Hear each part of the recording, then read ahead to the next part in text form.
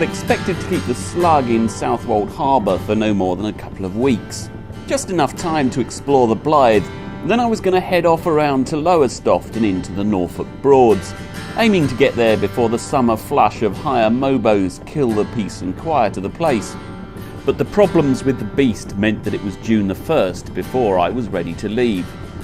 I was really looking forward to the next part of the journey, and although my wallet was £500 lighter, at least the gearbox was now talking to the drive shaft again. The beast in the bows of the Slug was clonking contentedly as we put out to sea on the ebb, ready to turn left for the next schlep along the coast.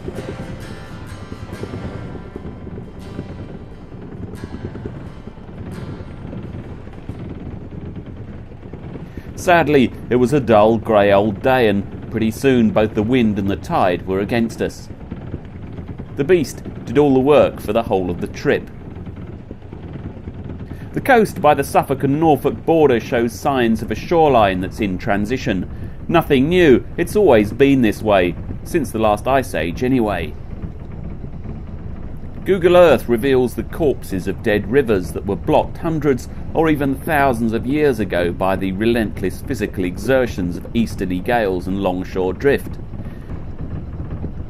Trees, forests, houses and whole villages have disappeared into the North Sea.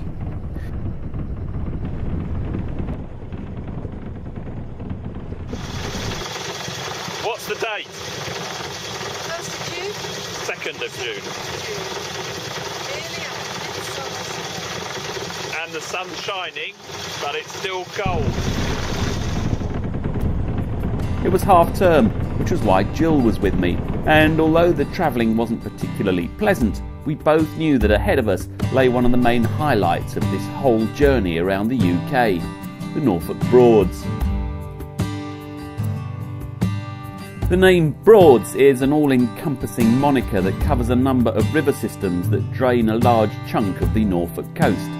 6 rivers in all: the Yare, Chet and Waveney in the south, the Ant, Bure and Thurne in the north.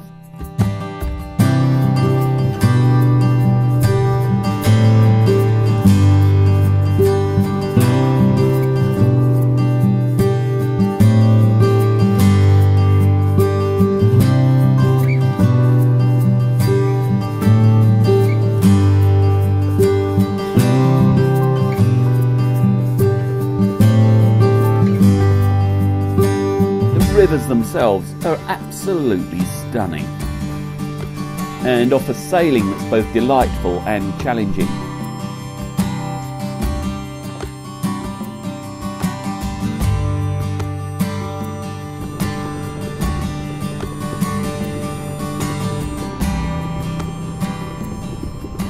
The local boats have tall, graceful rigs designed to reach up past the trees to grab the wind and convert it into forward motion down at water level.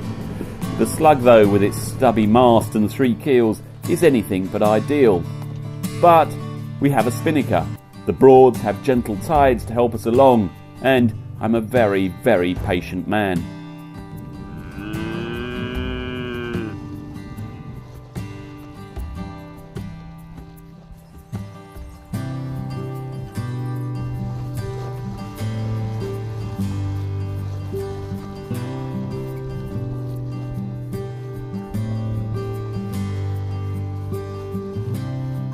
The rivers themselves are teeming with fish. The local insects are spectacular, but seldom seem to show any desire to bother humans that much.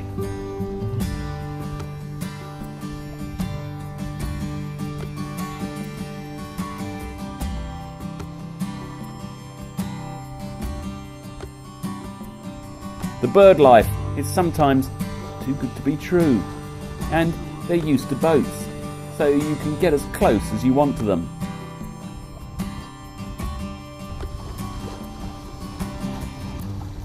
If all this isn't good enough for you, the rivers and channels widen out into the Broads.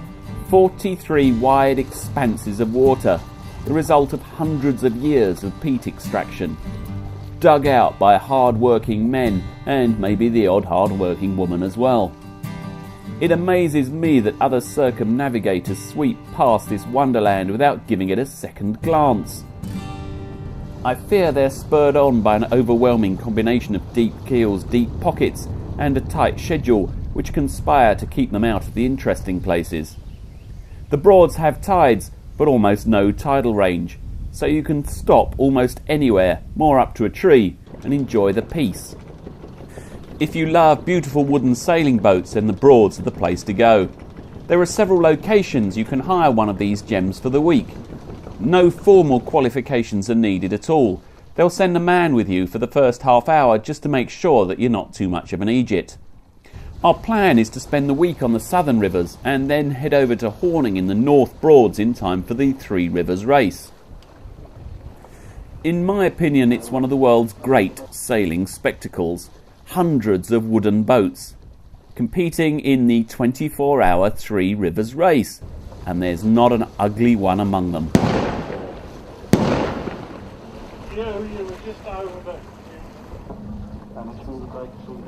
The Broads is a sailor's dream, a sort of nirvana where you can get a good sail in any weather and where you can always find a great pub.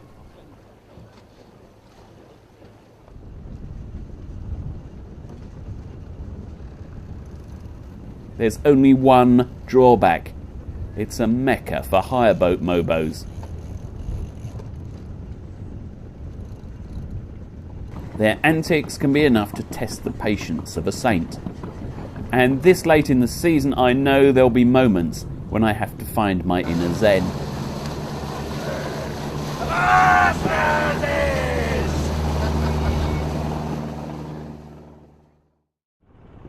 But before passing through into this water heaven, I have two bridges and a lock to negotiate because the south entrance to the Broads is through the UK's most easterly port, Lowestoft.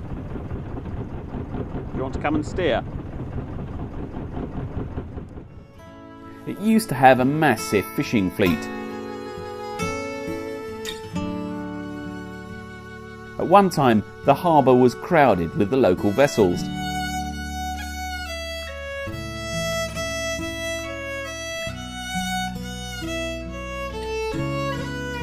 Fishing started to get really profitable once there was a good railway connection to London. So they started steam trawling. Then life for the fishermen got even better and they went over to diesel. They all got so damned efficient that the North Sea fish stocks fell through the floor. It seemed to come as a great shock to everyone that ploughing the sea floor with massive trawls would kill the North Sea flora and the fauna.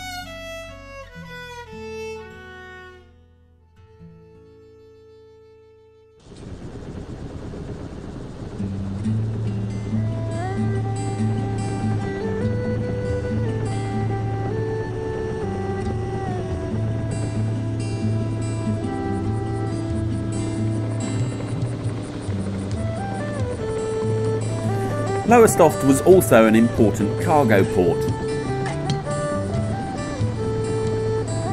Norfolk wherries, 50-foot-long single-sail barges, would bring agricultural products down to the docks from the rivers for transshipment to larger coasters.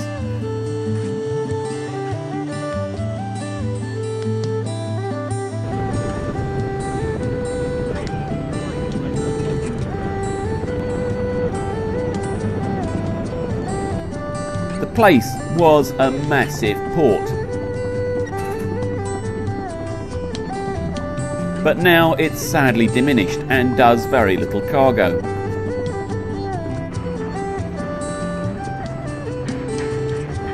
Although there is quite a good population of oil and wind farm support vessels, there are lots of interesting boats along the quays, including these two naval auxiliaries destined for Nigeria. They were bought following a few emails from a respectable Nigerian company, apparently.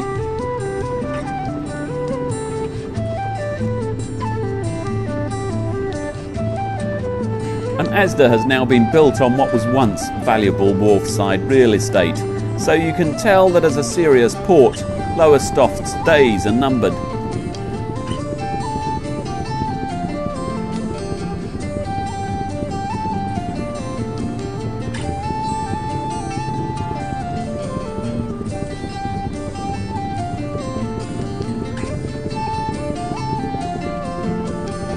top end is now starting to get covered in a sprawl of yacht pontoons. And looking at these yachts, I guess that now is the era of the sugar scoop stern lozenge. One day, these yachts will be considered classics.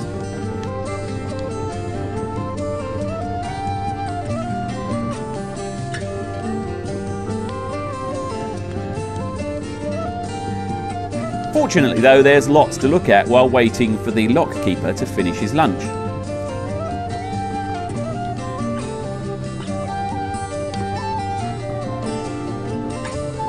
And he was the man who kindly issued me with a licence to cover our stay on Britain's most idyllic river system.